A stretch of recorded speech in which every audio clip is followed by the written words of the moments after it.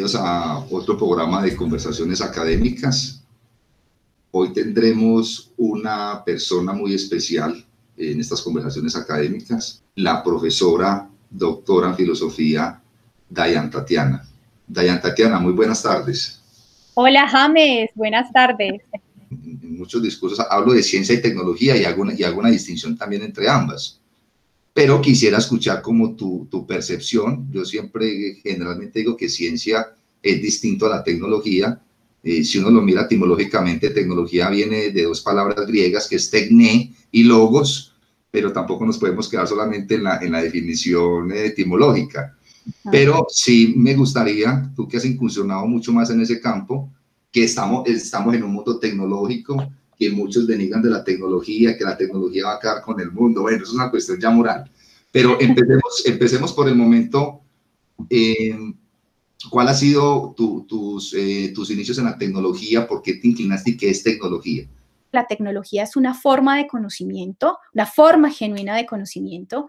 Y piensa tú que es muy fácil rechazar que la tecnología sea conocimiento, porque si uno identifica la tecnología como una herramienta que viene siendo casi como la perspectiva común, ¿no?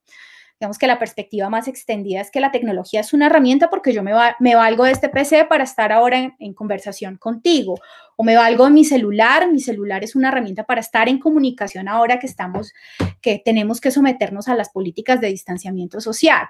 Entonces, si nosotros razonamos de la siguiente manera, es decir, si nosotros decimos la tecnología es una herramienta y las herramientas no son conocimiento, pues claramente la tecnología no es conocimiento. Es decir, si la tecnología viene siendo como, no sé, como una suerte de cincel o de martillo, pues no tiene las cualidades que tendría que tener el conocimiento. Incluso si la sometiéramos a los criterios de la definición tripartita, difícilmente también podríamos decir de la tecnología que es conocimiento. Entonces, mi planteamiento es el siguiente: la tecnología es una forma de conocimiento.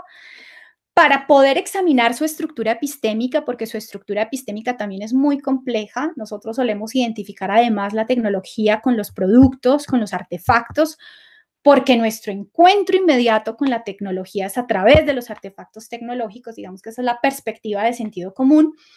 Entonces podemos perder de vista fácilmente lo que hay detrás, que es todo un proceso y todo un conjunto de acciones muy complejas, al igual que la ciencia.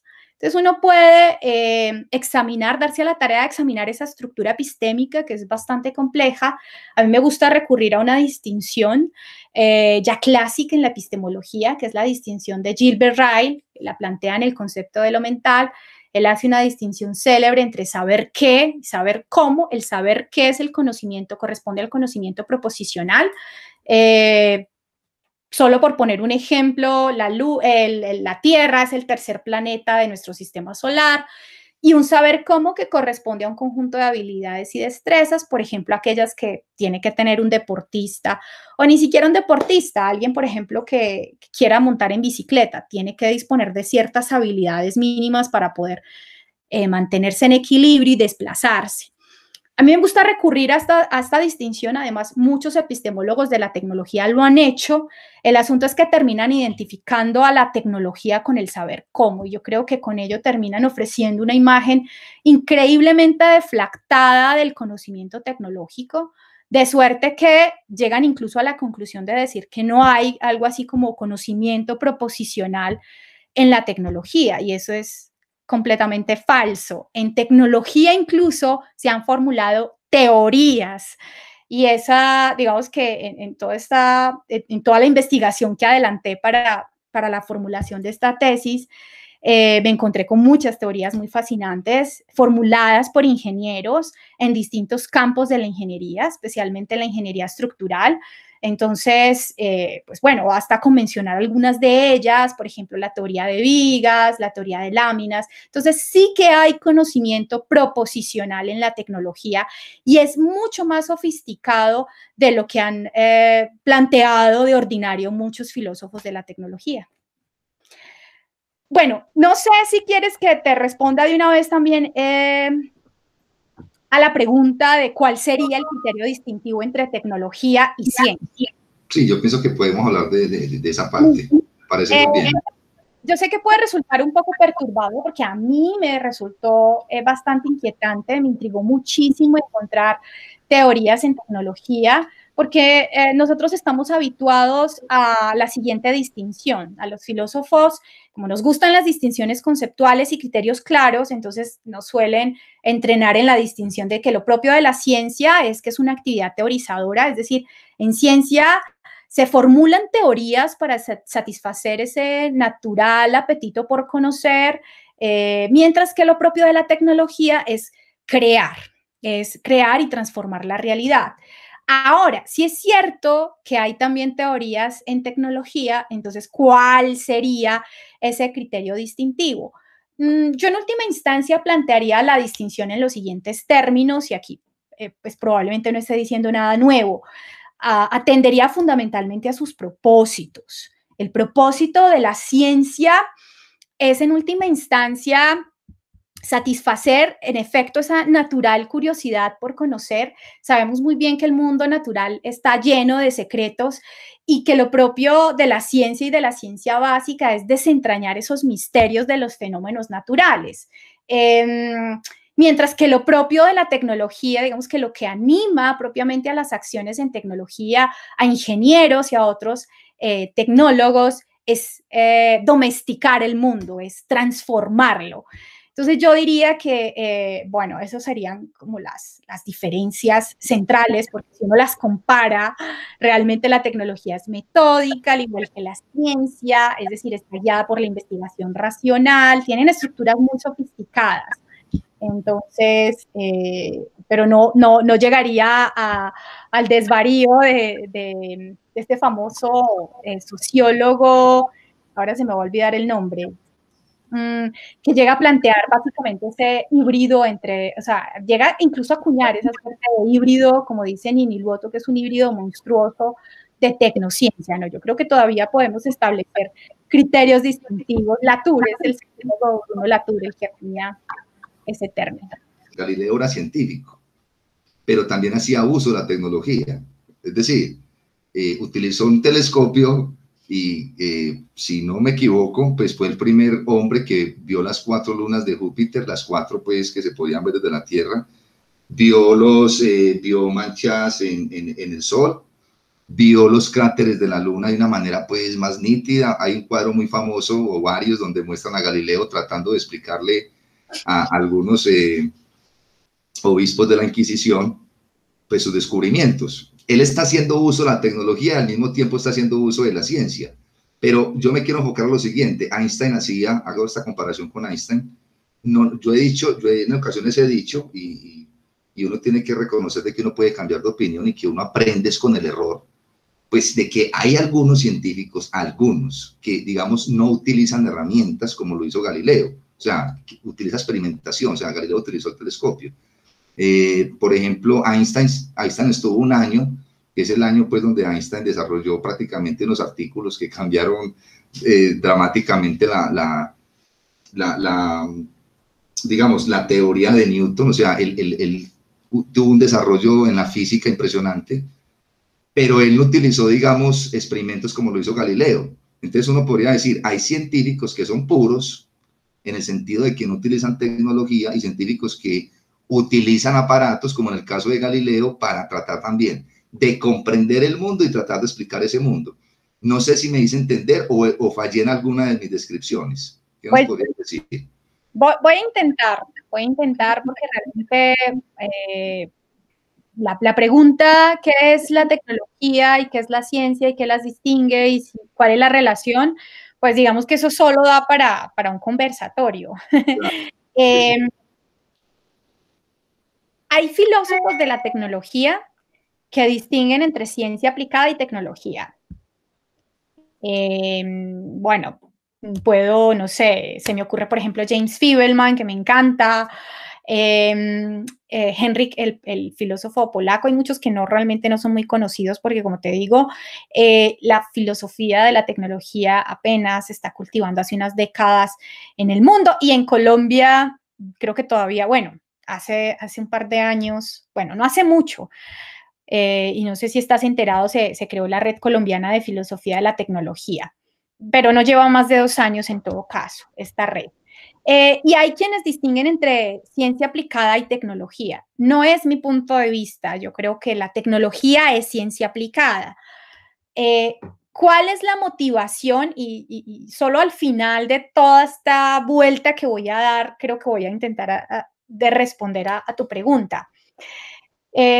¿Por qué algunos filósofos consideran que no es lo mismo tecnología que ciencia aplicada?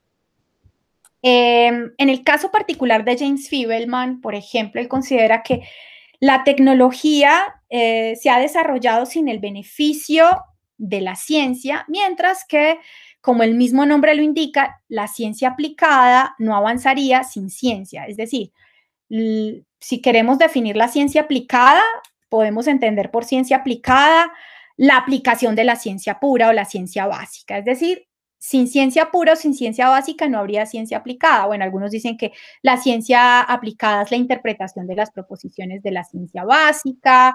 Digamos que hacen una caracterización un poco más fina.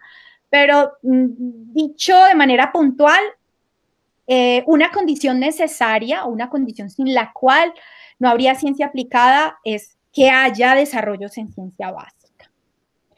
Si nos vamos hacia el campo de la tecnología, por ejemplo, el filósofo James Fibelman sostiene que ha habido progresos en tecnología sin el beneficio de la ciencia. Entonces, él va a recurrir a algunos casos o algunas pruebas históricas. Él va a decir, por ejemplo, que la medicina práctica sirve como un estupendo contraejemplo para si alguien está, digamos, tentado de identificar la tecnología con ciencia aplicada. Además que es una ecuación muy sencilla. Imagínate tú definir tecnologías igual a ciencia aplicada. Dicen, no, porque si vamos a la historia de la tecnología, realmente ha habido desarrollos tecnológicos sin el auxilio y sin el beneficio de la ciencia. Entonces, un caso es la medicina práctica. Él dice, mucho antes de que se desarrollara la bioquímica como ciencia, muchos médicos ya conocían las propiedades curativas de la efedrina, de la quinina, de la cocaína, entonces, bueno, de la coca para ser más precisa. Entonces, eso es una prueba espléndida de que no es cierto, de que la tecnología sea ciencia aplicada. Y hay un caso, digámoslo así, que resulta, digámoslo así, sorprendente, que es el caso de la máquina de vapor. Seguramente tú sabes muy bien y muchos de los que nos escuchan sabrán que la máquina de vapor fue inventada y fue patentada por el ingeniero mecánico James Watt en 1679. Él la patentó en esta fecha. A veces se me cruzan un poco las fechas porque como he estado dando mi curso de Kuhn en filosofía y tú sabes que los argumentos históricos sí tienen que tener un especial cuidado con las fechas. Entonces, si tengo ahí algún lapsus o desliz con las fechas, me perdonan. El asunto es este, el asunto es que Watt patenta su máquina y 50 años después, Sadi Carnot publica los principios de la fuerza motriz del fuego. Y todos saben muy bien que Carnot es el padre de la termodinámica. Casi 80 años después, Lord Kelvin y Clausius formulan las leyes, la primera y segunda ley de la termodinámica. Entonces, resulta ser un caso y una prueba histórica en la que, mire, podemos diseñar artefactos si la tecnología fuese ciencia aplicada. Pues tendría que ocurrir entonces que necesitaríamos de teorías científicas y principios explicativos explícitamente formulados de los cuales los artefactos son una aplicación. Y bueno, ahí tenemos el caso de la máquina de vapor y uno podría, no sé, si quiere y se esfuerza, reproducir casi que ad nauseam algunas de estas pruebas históricas. Hay algo que me llama mucho la atención y tú dirás, bueno, pero entonces, ¿por qué insistir en que la tecnología sí es ciencia aplicada si tenemos estas pruebas tan contundentes? Hace poco, por otras motivaciones, me encontré con un texto que me encantó y aquí se los recomiendo, que se titula James Watt, Chemist. Algo así como James Watt, el químico. Y es un texto en el que se nos muestra todos los logros y todas las contribuciones de James Watt a la química. Y cómo sobre todo los historiadores terminaron por ofrecer una imagen tremendamente, increíblemente distorsionada de Watt como el artesano que está colgado de las faldas de su maestro, que es Joseph Black, y que quienes están familiarizados con la historia de la termodinámica saben muy bien que hace contribuciones tremendas, especialmente en lo que concierne al estudio del calor latente. Entonces es como si James Watt hubiese estado colgado de las faldas de quien sí hacía propiamente ciencia, que era su maestro. Entonces es un trabajo extraordinario porque recupera las contribuciones que hace James Watt y digamos que podemos decir sin equivocarnos que Watt sí que tenía toda una teoría que finalmente pone a prueba en sus experimentos y en sus inventos, y que además contó con la compañía de este químico, bueno, químico estupendo que además era médico, y aquí como chisme fue el médico de David Hume, Joseph Black. Acuñó la expresión calor latente, y este es un término que es crucial, así no lo entendamos hoy así igual, en la termodinámica.